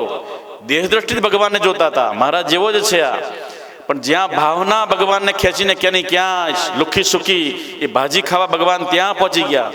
દુર્યોધન કો મેવા ત્યાગો, ખાઈ શાક વિદુર ઘેર ભાજી, વાલો મારો પ્રેમને વશ થયો. તો ભક્તિની અંદર ભાવના રાખજો. ભાવનાનો ક્યારે અભાવ ના થવા દેશો. અને એટલા માટે જ આપણને માધવગુરુની પરંપરા મળે. અનેક દેહ નિલયમ સ્વચ્છંદ મહાત્મે છયા. અનેક દેહો કે છે બીજા દેહો છોડી દીધા, અને આગળ પછી બીજા દેહની અંદર જગતનું કલ્યાણ કરવા માટેનું લક્ષ્ય હતું. સર્વત્ર સુખીના સંતોની ભાવના હતી. સર્વસંતુ નિરામયા સર્વે ભદ્રાણી પશ્યંતુ. આ લોક હિતાર્થ કર, જે લોક હિતાર્થ માટેની કામના હતી એની, લોકોની માટે. અને એને ગીતાકારે લોક સંગ્રહ નામનો શબ્દ આપ્યો. લોકોને માટે જીવન જીવવા માટે મહાપુરુષે અનેક દેવો છોડતા છોડતા છોડતા એ માધવ ગુરુની પરંપરાની અંદર એ ચેતના ચાણોદની સમાધિ અંદર અત્યારે પ્રજ્વલિત ચેતના છે. આપણને જગાડ્યા. સુસુપ્ત અવસ્થામાં સુતેલિયા ગુરુની પરંપરા, સુસુપ્ત એવા આશ્રમોની અંદર એને નવી પ્રાણ પૂર્યા. એવા મહાપુરુષો તમારા પ્રત્યેકના હૃદયમાં, એ પ્રત્યેકના હૃદયની ધડકન બનીને અત્યારે પણ 24 કલાક ચિદાનંદ રૂપ શિવોહમ શિવોહમ. સ્વામીજી કહે છે હું કાંઈ ગયો નથી, હું તો મારા ભક્તોમાં મદ ભક્તા યત્ર ગાયંતી તત્ત તિષ્ઠામિ નારદ નાહમ વસામી વૈકુંઠે. નારદજીને ભગવાન એકવાર કીધું, ભગવાન તમે ક્યાં રહો છો? તો કે નાહમ વસામી વૈકુંઠે. હે નારદ, હે દેવર્ષિ, હું વૈકુંઠમાં રહેતો નથી. તો તમે ક્યાં રહેતા? મથુરામાં રહેતા છો? તો કે ના. તો કે મથુરામાં નથી રહેતો. ગોકુળમાં? તો કે ત્યાં નહીં. હું ક્યાં રહું છું? અને ના યોગીના હૃદય છે. હું યોગીના હૃદયમાં પણ રહેતો નથી, પણ ક્યાં રહું છું? મદ ભક્તા યત્ર ગાયંતી તત્ર તિષ્ઠામિ નારદ. મારો ભક્ત ગમે ત્યારે મને પોકારે, અડધી રાતે, કોઈ સમય ના જોવે, દિવસ ના જોવે, અને એ જ્યાં મને પોકારે ત્યાં હું હાજર થઈ જાઉં છું. ભોંય સુવાળું, ભૂખે મારું, અને ઉપરથી કાઢી નાખું ખાલ, તો પણ મારી જો ભક્તિ ના છોડે તો એને કરું માલમ માલ. એ ભગવાને અનપાયની ભક્તિ કીધું એટલે કીધું નમે ભક્ત પ્રણશ્યતિ. અર્જુન, મારા ભક્તોનો ક્યારે નાશ થવા દેતો નથી. અભિચિત્સુ દુરાચારો, ભલે પાપી હોય, દુરાચારી હોય, અધમ હોય, છતાં ગજગુણિકા અને અજામિલ તાર્યો એસો પરમ ઉદાર કમ ઘાતકમ અહો બકીયમ સ્તનકાલ કૂટમ. ભગવાનની દયાલુતા તમે જુઓ. પોતાના સ્તનો ઉપર કાલકૂટ નામનું કોબરાનું ઝેર ચોપડીને આવેલી મારવા માટે ભગવાને એને માતા જેવી ગતિ આપી. કમ ઘાતુ કમ દયાલમ અહો બકીયમ સ્તનકાલકૂટમ. કાલકૂટમ પોતાના સ્તન ઉપર અહો બકીયમ, એને એ પૂતના આવી મારવા, પણ કઈ ગતિ આપી. એવો ભગવાન દયાળુ છે. તમે થોડાક નમી જાઓ તો ભગવાન આખા ઝૂકી જાય. એટલે ભગવાનની ભક્તિમાં ભાવનાની જરૂર છે. વસ્તુની, પદાર્થોની, લિક્વિડ મેથડ પદાર્થોની જરૂરિયાત નથી. ભગવાન શું જોવે છે આપણો? એ ભગવાન ગંગાબાઈની હવાવાલની વાળી તોડાઈ ગયા. કેટલા મણની મૂર્તિ હતી ને દ્વારકાના નાથની, છે તોડાઈ ગયા. બોલો, ગંગાબાઈને ભક્તિ અનપાયની ભક્તિ હતી. બોડાણો 20 વર્ષનો હતો ત્યારનો એ લગ્ન કર્યા અને પછી જે આને જોડાઈ ગયું તો ભગવાનને મારે ભક્તિ કરવી છે. હાથમાં તુલસી વાવીને રોજ ડાકોરથી જાય, ડંકપુરથી, એ જંગલ 200 વર્ષ, કેટલા 500 1000 વર્ષ પહેલા એ ડંકપુરની અંદર બોડાણો રોજ હાથમાં તુલસી વાવીને ઠાકોરજીને પ્રસન્ન કરવા માટે જાય છે. કરતો કરતો બોડાણાની 70 વર્ષ વીતી ગયા. એનું રજત જયંતિ મનાવાય 75 વર્ષ વિના. જ્યારે છેલ્લે ભગવાન પ્રસન્ન થયા. ઓ બોડાણા, આંખે દેખાતું નથી, પગે ચલાતું નથી, હવે ભગવાન ઠાકોરજી હું તમને લેવા આવ્યો છું. તો કે આ કેવી રીતે હું આવું? કાલે સવારે તું ગાડું લઈને આવજે, મારે તારે ઘરે આવવું છે. ભગવાન એને પ્રેમને વશ થઈ ગયા. સ્વયં ભગવાન એના ઘરે આવવા માટે તૈયાર થઈ ગયા. કેટલી ભક્તિની પ્રબળતા હશે, વિચાર કરો. તો એ ભગવાને કીધું ગાડું લઈને આવજે. ગામવાળા કીધું ગામમાં જઈને ડંકપુરમાં મને ગાડું આપો, દ્વારકાનો નાથ આવવા માંગે છે. આ ડોહાની બુદ્ધિ ચસકી ગઈ છે. હવે 75 વર્ષે સાથે બુદ્ધિ નાઠી. ડાકોરનો નાથ કંઈ આવતો હશે પણ કે છે ક્યાંક ખૂણામાં પડેલું જે ગાડું તમારું કામ કરતા ઉતરી ગયું, તમે ખેતીવાડીમાં રિટાયર કરી નાખ્યું ગાડુને, ગાડાને રિટાયર કર્યું એવું ગાડું પડ્યું હતું. એ કેવું છે રિટાયર કરેલું? એમાં કે ગાડામાં મેસે નહીં પૂરેલી હોય, દિવેલ નહીં પૂરેલું હોય, કચોડ હવા આવતો, એક પૈડું ભાંગલું છે, તૂટલું છે. એવા કે કોઈ બળદે પાછા માલ લાયા, એક બળદ ઊભો થઈ જાય, એક ઊભો રહે પાછો, એક હાલતો થાકી જાય, એવું ગાડું આપ્યું કોઈ. પણ એ લઈને માંડ ડંકપુર ને દ્વારિકા પહોંચ્યા અને બરાબર 12ના ટકોરે અહીંયા બોડાણો પહોંચ્યો. રાત્રે મેઘલી રાતે ગુગળીઓ બધા હુતેલા હતા. અને અનપાયની ભક્તિ ભગવાન એને પ્રસન્ન કરવા માટે ભગવાન ભક્તને વાલો મારો પ્રેમને વશ થયો રાજી. અડધી રાતે ભગવાન સ્વયં જે દરવાજાના કેટલા મોટા સોનાના તાળા મારેલા હતા, ફટાફટ જ્યાં ભગવાનની ભક્તિ થાય, જેમ ભગવાનનો જન્મ થયો ગોકુળમાં મથુરાની જેલની અંદર, અને એ માયાને ઓર્ડર કર્યો તે બધાને માયાના ઘેનમાં નાખી દીધા. હજારો સૈનિકો અને પહેરા વચ્ચે દેવકી અને વસુદેવની અંદર જે ભગવાન સ્વયં પ્રગટ થાય ત્યારે જેમ જગતની અંદર જેલના તાળા તૂટી જાય, જીવાત્માના બંધનના જન્મના બંધન તોડી નાખવા વાળો એ પરમાત્મા પ્રગટ થાય ત્યારે એ સામાન્ય વસ્તુ તો હું તો તોડી નાખ્યા. એવી રીતે અંદર ભગવાન સ્વયં મૂર્તિ સ્વરૂપ બહાર નીકળ્યા.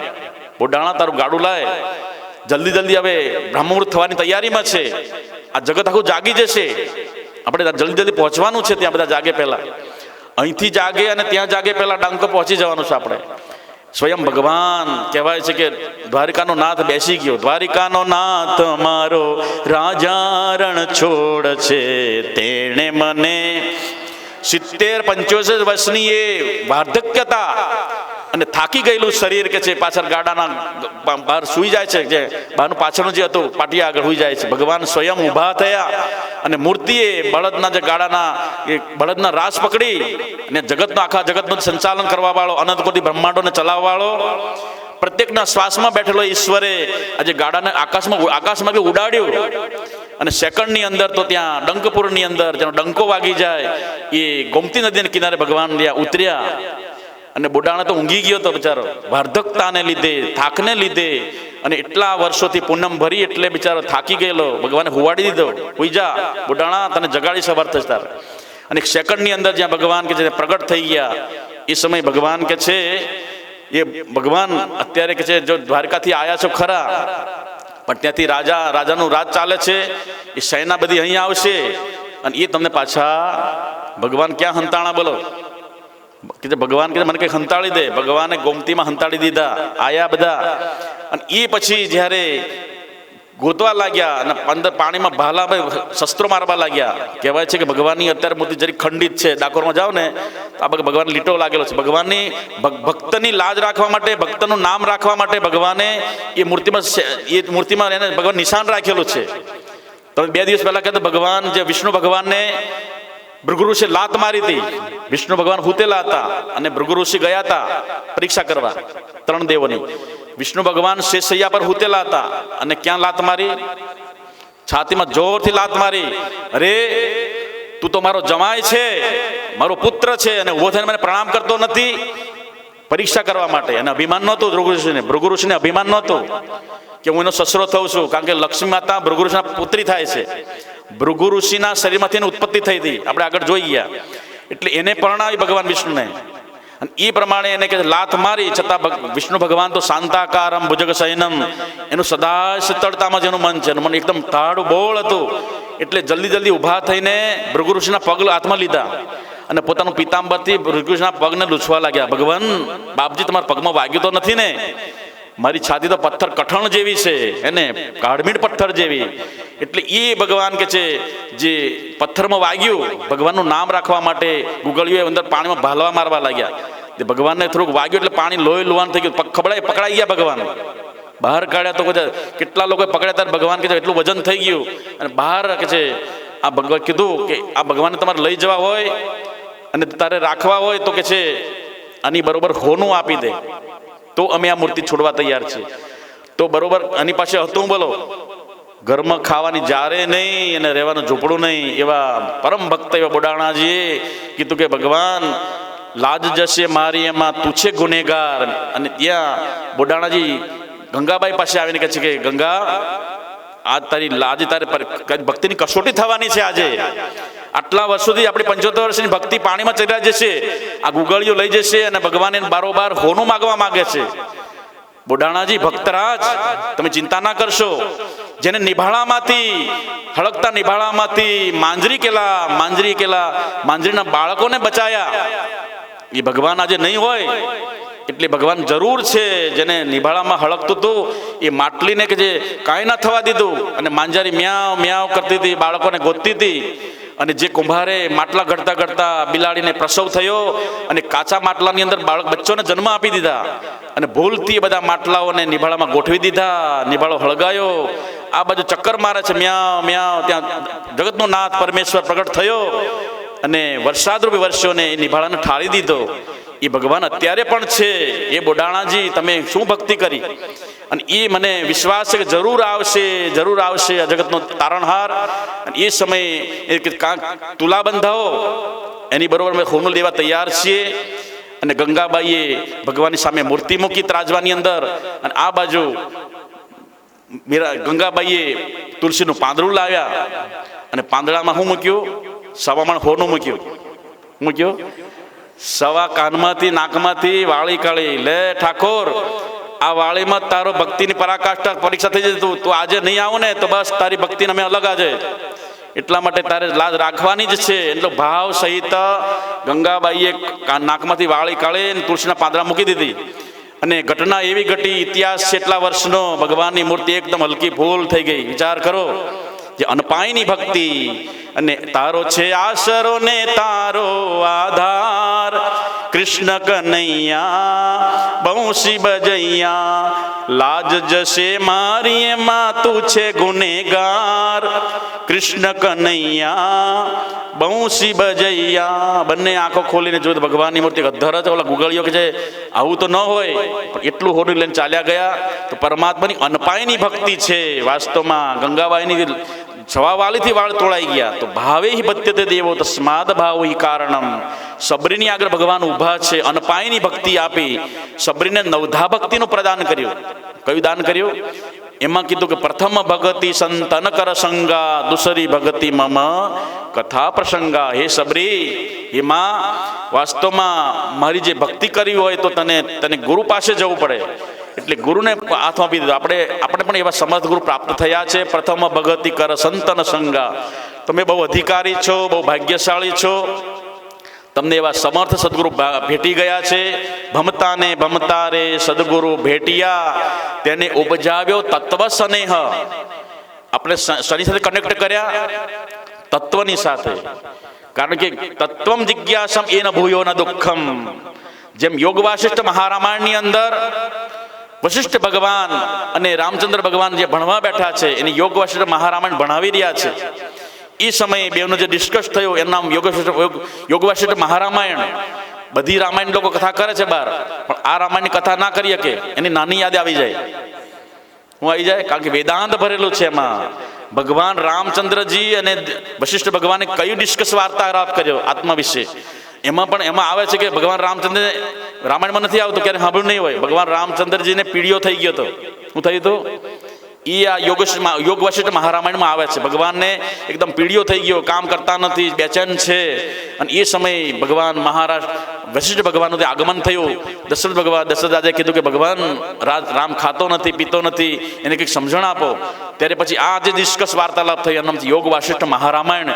એમાં વાર્તાલાપ કરતા કીધું કે આહારાર્થમ કર્મ કુર્યાત અનિંદ્યમ. હે રાઘવ, આહારને માટે અનિંદનીય કર્મ કરો. જે શાક ને પાંદડા ખાવાથી પેટ ભરાઈ જાય, પણ મનુષ્યો એ પાપી પેટને માટે અનર્થકારી કર્મો કરે છે. એટલે કીધું કે આહારાર્થમ, આહારને માટે અનિંદનીય કર્મ કરો. જેને શાસ્ત્રો નિંદા ન કરતા હોય એવો આહાર ખાઓ. તો શાસ્ત્રોમાં એને આપણે ઊંડા જશું તો ગીતાની અંદર 3 પ્રકારના આહારો બતાવ્યા: સાત્વિક આહાર, રાજસિક આહાર અને તામસિક આહાર. એટલે જે વેદો આપણને વેદો જેની નિંદા કરે એવો આહાર નથી ખાવાનો. અત્યારે ખાઈ રહ્યા છે લોકો. જાજો ભાગ શોખને માટે ખાય છે. લોકો શોખને માટે પણ પાપ કરતા થઈ ગયા છે. શું કરે છે? ટાઈમ છે એની પાસે, પૈસો છે, બધું છે, સંપત્તિ છે, સત્તા છે, સંતતિ છે, સત્તા, સંપત્તિ, સંતતિ અને પર્સનાલિટી બધું એની પાસે છે. શોખને ખાતર પણ મનુષ્યો પાપાચરણમાં જોડાય છે. એટલે યોગ વાસિષ્ઠમાં ભગવાને કીધું કે આહારને માટે અનિંદનીય કર્મ કરો. તો આહાર પણ કેટલો લેવો? આહારાર્થમ કર્મ કુર્યાત અનિંદ્યમ, કુર્યાત આહારમ પ્રાણ સંધારણાર્થમ. આહાર કેટલો કરવાનો? તમારો પ્રાણ ટકી રહે ત્યાં સુધી. પણ આપણે આહાર કેવો કરીએ છીએ? પ્રાણ નીકળી જાય એટલો કરીએ છીએ. ગળા સુધી, ત્યાં ગળામાં પાણી જવાની જગ્યા નહીં. 2 જણ જમવા ગયા હતા, બાપ ને દીકરો. બરાબર ત્યાં ભંડારો હતો, કાલે હતો ને એવો, અને ત્યાં રસગુલ્લા બનાવ્યા હતા. અને આ તો 2 જામી પડ્યા હતા, કારણ કે 2 દિવસ તેને પેટ સાફ કરી નાખ્યું હતું. શું કરવા? ખબર પડી કે ભણાની જગ્યાએ ભંડારો છે, તો શું કરવા? પેટ સાફ કર્યો, કાયમ ચૂર્ણ લીધું. બરાબર બાપને દીકરાએ પેટ ભળભળ કાઢી નાખ્યું. એટલે પેટ બરાબર ખાલી હોય તો ખવાય ને. તો આ તો તૂટી પડ્યા, ડોલ આખી ખાઈને ઝાપટી ગયા. હવે વાંકું વળાતું નથી. ઓલો છોકરો પાછળ આવે છે, બેટા મારા ચપ્પલ ક્યાં ગોતી જતો કરો. હું કીધું ચપ્પલ દેખાતા નથી. કેમ નથી દેખાતા? કારણ કે ગળા ક્યાં સુધી ભરી તું રસગુલ્લા બધા અહીં સુધી. એટલે બેટા કે જો તો ચપ્પલ તો, બાપા કહે છે મને એવું છે, હું તમારી ચોટલી જોઈને પાછળ આવું છું. હું કીધું હું પણ તમારી ચોટલીને સહારે ચાલી રહ્યો, હું પણ વાંકો વળતો નથી. પછી ઘરે આવ્યા તો કે ભાગ્યવાન થોડોક પથારી કરી દેતા, હું તમે ઝાપટીને આવ્યા છો? તો કે ફલાણા માધવાના આશ્રમમાં કૈવડ કરવામાં રસગુલ્લા બન્યા હતા અને બહુ સરસ બન્યા હતા, બાબુ કિંગે બનાવ્યા હતા. એટલે ખાધા ને બરાબર ઝાપટ્યા. કે છે 3-4 દિવસ એકલું ખાઈ લીધું. એટલે તો કે ગોળી ખાઈ લો, કે મને આફરો થયો છે. ભાગ્યવાન કે કરો? તો કે લો અજમાની ગોળી લઈ લો. આવડી મોટી ગોળી કાઢી એને, કમર કાકડી જેવી. તો કે તું આટલા વર્ષથી મારી સાથે રહી છે, તને ભાન નથી?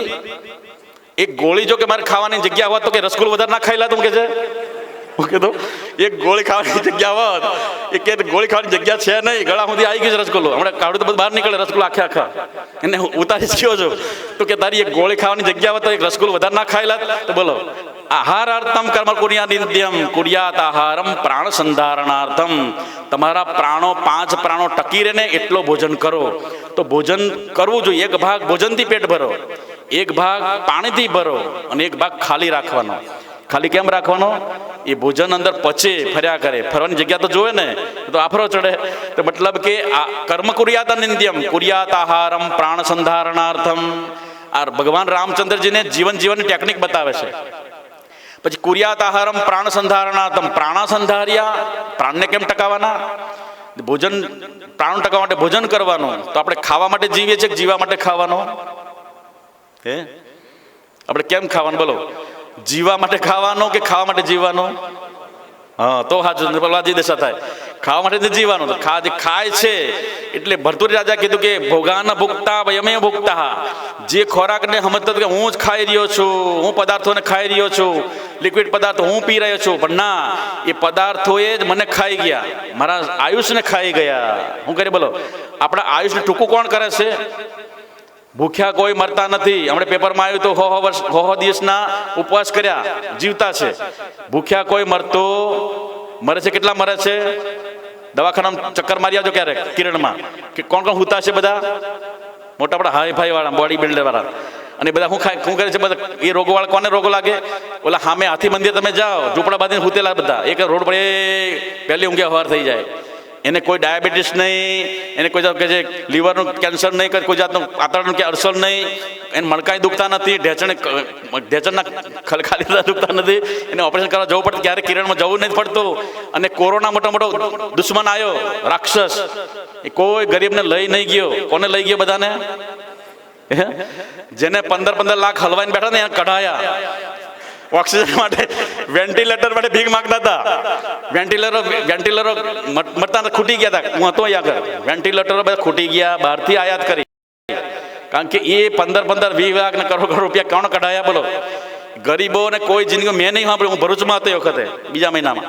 ભરૂચમાં એકદમ ગટર છે, જે તળાવ છે બહુ મોટું, તળાવ કિનારે બહુ મોટું, ત્યાં હજારો ઝૂંપડા છે અને બાજુમાં ગટર જઈ રહી છે. કોઈને મચ્છરે કરડ્યા નહીં, કોઈને કોઈ નાતું નહોતું, કોઈ ધોતું નહોતું, માસ્કે બાંધ્યા નહીં, પણ કોઈને કોરોના ના થયો. વિચાર કરો, જેને રામ રાખે અને કોણ ચાખે. વાસ્તવમાં એ લઈ ગયા તો કોરોના કોને લઈ ગયો? પૈસાવાળાને લઈ ગયો. કારણ કે એની પાસે પૈસા હતા. ભગવાન સમજતા હતા કે બિચારા આ તો બિચારા દાડીઓ લઈ કરે છે, હાજે એ પૈસાને પછી લોટ લાવવાનો, શાક લાવવાનું, તેલ લાવવાનું, મરચું લાવવાનું, અને એને ખાવાનું છે. તો ભગવાન પણ સમજતા હતા. એટલા માટે એ પરમેશ્વર જ્યાં કામ કરે છે ત્યાં કે છે કોઈ આપણી બુદ્ધિ કામ કરી શકતી નથી. તો ભગવાનની અનપાયની ભક્તિ જેને પ્રાપ્ત થઈ જાય છે. એટલે ભગવાન વ્યાસેશ્વર ઋષિ કીધું, એક સેકન્ડ પૂરું કરી દઉં. વશિષ્ઠ ભગવાને કીધું પ્રાણને કેમ ટકાવવાના? તો કે છે આહારને માટે તમે અનિંદનીય કર્મ કરો, વેદો કે છે એવું ભોજન કરો, અને જે ભોજન એવું કરો કે પ્રાણો ટકી રહે ત્યાં એવું ભોજન કરો. તમારું જીવન 100 વર્ષનું તમે આયુષ્ય ભોગવો એવું તમે ભોજન કરો. પછી ભોજન પ્રાણોને કેમ ટકાવવાના? તો કે જે પ્રાણ સંધાર્યા તત્વ જિજ્ઞાસનાર્થમ, તત્વને જાણવા માટે કે હું કોણ છું, આ જગતનો માલિક કોણ છે, મારું જન્મ કોનો થાય છે, મરણ કોનું થાય છે, આવે છે કોણ ને જાય છે કોણ, એ તત્વને તત્વ જિજ્ઞાસનાર્થમ. પછી ભગવાને છેલ્લે વાતમાં કીધું કે તત્વમ જિજ્ઞાસમ એન ભૂયો ન દુઃખમ. જેને તત્વને આત્માને જાણી લીધો એને જિંદગીમાં ક્યારેય કોઈ દુઃખ આવવાનું જ નથી. ભૂયો ન દુઃખમ. કયું દુઃખ? જન્મ ને કહે અખોઈ અવિચળ પદના સદગુરુ દાતા સોય, કાળજાળમાં આવે નહીં ફરી જન્મ મરણ નવ હોય. તત્વમ જિજ્ઞાસમ એના ભૂયો ન દુઃખમ. આ તત્વને જાણવાથી કે છે ફરી જન્મ મરણ થતા નથી. ભગવાનના ચરણ પ્રાર્થના કરીએ એવા સદગુરુ પાસે જઈને આપણે તત્વને જાણીએ. એવા સદગુરુ મળ્યા છે. તમે અધિકારી બન્યા, મોક્ષજનો છો, બહુ ભાગ્યશાળી છો. સુંદર ચાતુર્માસનો પવિત્ર દિવસમાં ભગવતની યાત્રા, એમાં તત્વને જાણવા માટે તમે અધિકારી બન્યા. એટલે ભગવાનને ચરણ પ્રાર્થના કરીએ કે એમાં કાન દ્વારા સતત ને સતત અમારે કે છે કથાનું શ્રવણ કરીએ. અને એ કથાનું શ્રવણ કરવા માટે કે છે જેમ દર્શનથી દુષ્કૃત ટળે અને પ્રસન્નતા પાવન થાય. દર્શન કરીએ તો દુષ્કૃત ટળી જાય છે, જોતા આપણા પાપો બળી જાય છે. અને પ્રસન્નતા ગુરુના શબ્દો મંત્ર સમાન માનીને કાન દ્વારા અંદર હૃદયમાં પહોંચે છે ત્યારે મોક્ષ મૂલમ ગુરુ કૃપા. એટલે કરતા તપ તીર્થ યોગ ફરતા કોટીએ જીરે, સંત ટાળે તેવી દેના તાબ કે શબ્દ છૂટીએ જીરે. એટલા માટે મૂલદાસ કહે મહાનિત્ય કે વસ્તુ નિહાળીએ જીરે. આ વસ્તુને નિવાળવાની પરંપરા છે, આ જાણવાની. આના દ્વારા જ આપણી મુક્તિ અને આ લોકની પરલોકની આપણી મુક્તિ માટે અને સુંદર કે સુધારવા માટે મનુષ્ય જન્મ છે. ભગવાનના ચરણ પ્રાર્થના કરીએ કે આપણને એવી જ ભક્તિ, એવું જ જ્ઞાન અને એવી કથા આપણને ભગવાનની હરિકથા રોજ મળે.